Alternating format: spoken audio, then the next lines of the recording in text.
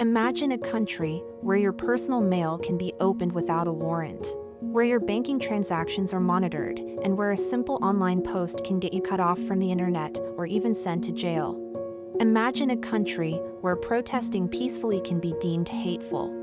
A country where every word is watched, every opinion evaluated, every citizen a potential suspect. This country is not a science fiction dystopia.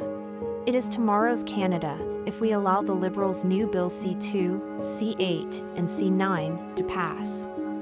But since politicians never violate our fundamental rights without a convincing pretext, these three bills are presented as reasonable, as solutions to problems. Together, however, they redraw the boundaries of our freedoms. But what exactly will these bills do? C2 is the bill aimed at rigorous border security. Behind its noble claims of protecting borders, C2 gives the government intrusive rights into your private life on a scale never seen before.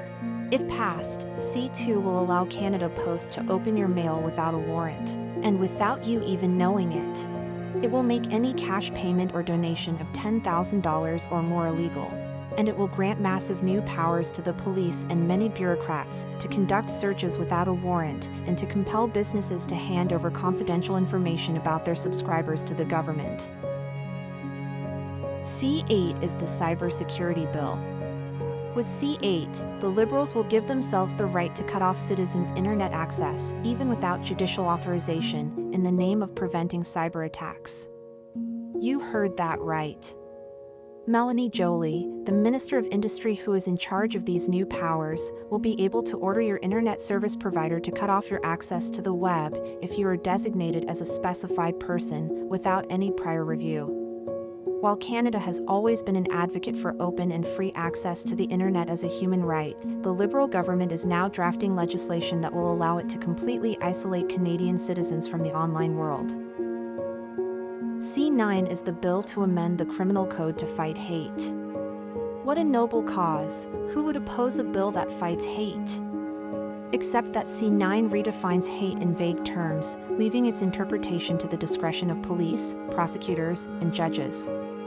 C9 also removes the current requirement that the Attorney General must consent to any prosecution for hate speech. This will lead to more criminal lawsuits for spoken or written words.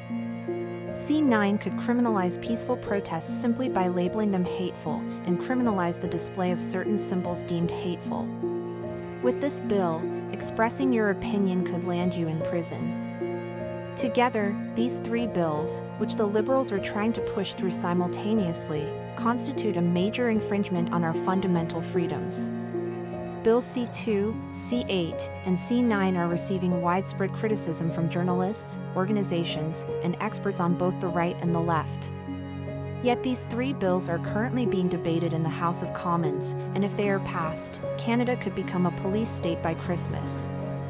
And then, how far will this appetite for control go? The government could also reintroduce C63, the Online Harassment Act. C63 would give new censorship powers to the Canadian Human Rights Commission, with fines of up to $50,000 for offensive comments. Canadians could be punished preventively with home confinement, electronic bracelets, and curfews for crimes of speech they might commit in the future. The maximum penalty for expressing prohibited speech would be life imprisonment.